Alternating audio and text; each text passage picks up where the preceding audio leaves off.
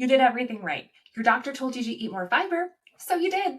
More vegetables, more whole grains, maybe you even added in a fiber supplement. And instead of feeling better, you got more bloated, more uncomfortable, and maybe even more backed up than before. If that's happened to you, I need you to hear this. It's not because something's wrong. It's because no one explained the part that actually matters. When, how much, and what kind of fiber your gut can handle right now. I call this the fiber paradox. And by the end of this video, you're going to understand why fiber may be making your bloating worse, not better. I'm Erin Harner, Integrative Registered Dietitian Nutritionist, specializing in gut health. I mainly work with women who are struggling with chronic constipation and IBS-C, who have tried all the things and can't figure it out. I've even taught this exact same concept to practitioners, including an hour-long talk for a naturopathic medical conference last year, because this is one of the most misunderstood pieces of gut health advice out there. Let's break it down together. So here's the paradox. Fiber is essential for gut health. It is so very important. It feeds your gut microbiome. It supports motility. It genuinely is one of the most important things you can eat for long-term digestive function. And also, more fiber isn't always the answer. Sometimes it's part of the problem. And this is the paradox. It's not anti-fiber. It's not telling you fiber is bad. Not at all. It's about understanding that fiber only works the way it's supposed to when your gut is actually ready to handle it. If you start piling fiber onto a gut that isn't ready, instead of relief, you get more gas, more pressure, more bloating, and sometimes more backup, more constipation. And that is not what we're going for. This is one of the single biggest gaps in conventional constipation advice. And once you understand why, the whole picture is going to make a lot more sense. So let's talk about what's actually happening when fiber makes bloating worse. Because there are several mechanisms at play, and most women experience some combination of them or several of them. First, we have osmotic load. Certain fibers or short-chain carbohydrates pull water into your intestines. That's useful in the right amount, but add too much, too fast, and you create an inconsistent, unpredictable shift of water into your gut, and your system isn't prepared to manage it smoothly. It's kind of like a water balloon effect. If you feel like your belly is cramping and filled up like a water balloon, the osmotic load might be part of the challenge here. Secondly, we have rapid fermentation. Some fibers are highly fermentable, meaning the bacteria in your gut break them down really, really quickly and produce a gas byproduct. For most people, that's a pretty manageable process. But if you have something like a SIBO or small intestinal bacterial overgrowth, that fermentation can happen further up in the small intestine, further up in the GI tract than it should. And the gas production becomes excessive and uncomfortable pretty fast. Third, we have the traffic jam.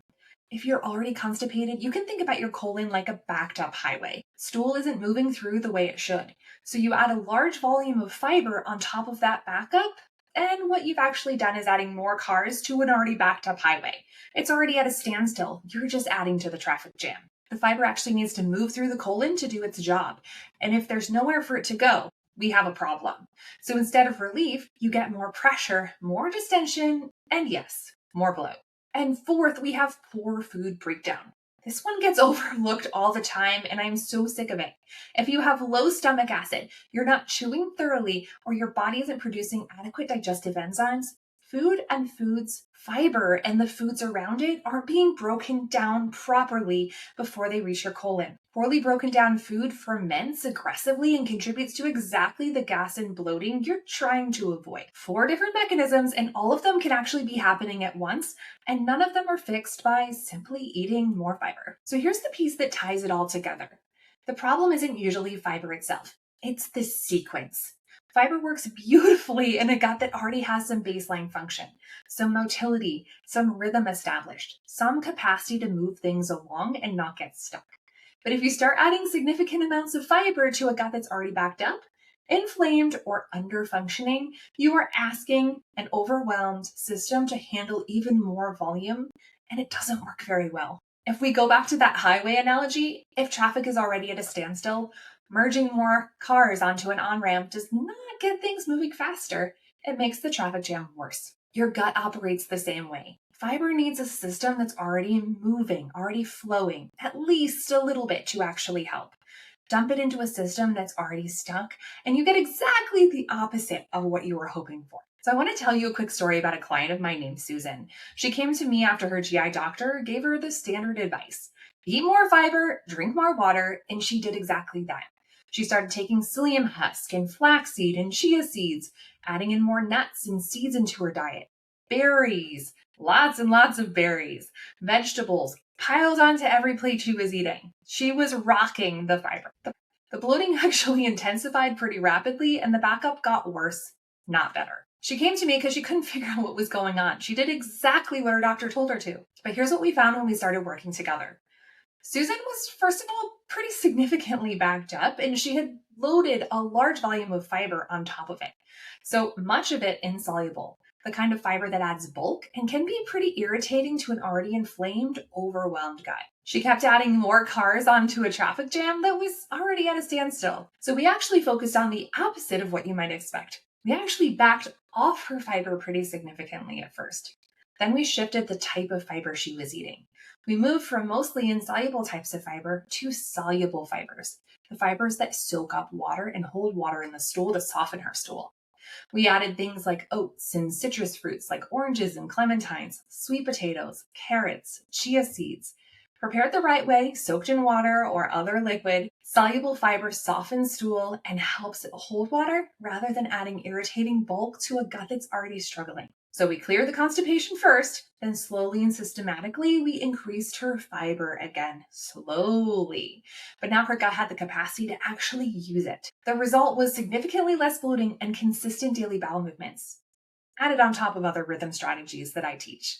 Same goal that her doctor had in mind, completely different path to get there. Now, I want to speak directly to you if you're someone who's struggling with IBS-C or irritable bowel syndrome with constipation, because this entire conversation matters even more for you. Here's why. People with IBS-C often experience something called visceral hypersensitivity. What that means is that the nerves lining your gut are more sensitive. They're more reactive than other people's. Research has actually shown that the majority of people with IBS have an altered visceral perception compared to people without IBS. Basically, what that means is that the physical sensations in the gut registers as significantly more pain or more discomfort as someone who doesn't have IBS. And something I find pretty fascinating about that research is that the actual volume of gas in someone's gut and how intensely they perceive the gas are not actually tightly correlated. Two people can have a similar amount of gas in the gut, and one feels almost nothing while the other feels significant pain and pressure. That's not in your head, that's the nervous system signaling being turned up. So what this means practically is if you have IBS-C and you add a lot of fermentable fiber that produces gas, you're likely to feel that gas far more intensely than someone without IBS-C. So the standard fiber advice, just eat more, can totally backfire even worse for you, faster and more painfully. And this is exactly why generic constipation advice so often fails with women who have IBS-C specifically. Your gut isn't just sluggish, it's also more sensitive, and both things need to be addressed, not just one. So what do you actually do with this? First, we're going to start by honestly assessing where your gut is right now. If you're significantly backed up or very bloated already, that's not the moment to dramatically increase fiber. That's the moment to address the backup and the irritation first. We have to do it in the right order. And when you do start working with fiber, lean towards more soluble sources before insoluble. Think things like oats and citrus fruits, sweet potatoes, cooked vegetables, rather than large amounts of raw vegetables, nuts, and seeds right out of the gate. We want to increase slowly, small, steady increases over weeks, not a dramatic jump in a single week. We also want to support the digestive system from top to bottom alongside fiber. We want to make sure we're chewing thoroughly, eating without rushing, addressing stomach acid and enzyme production, if that's part of your picture. Fiber works best when the rest of your digestive system is actually doing its job well. The fiber isn't the enemy, not at all. The fiber paradox isn't an argument against fiber. It's an argument for sequence, for meeting your gut where it actually is versus where generic advice thinks it should be. Fiber works best when it's added to a gut that already has some rhythm established, some baseline movement and some function to build on. It was never meant to be the fix for a gut that hasn't found its rhythm yet. We have to do that first. And if this explains something you've been confused about for a long time, I have a free training that goes even deeper into this. It's called Still Bloated and Backed Up, and it walks you through the 3 gut rhythm mistakes I see most often, including this exact fiber trap, the fiber paradox. The link is at the top of the description. I also have a gut clarity quiz linked right below it, and it's a quick way to understand what's going on with your specific gut. And after you watch the training or take the quiz, if it feels like the next right step, you can actually book a gut clarity call with me to directly talk through what a personalized plan for you might look like. And if this video gave you language for something you've been experiencing but maybe couldn't explain clearly, give it a like. It genuinely helps more women find this content. And if you know someone who's been fiber loading and maybe feeling worse instead of better, send them this video. And I hope you'll subscribe so you'll catch next week's video. This video is next.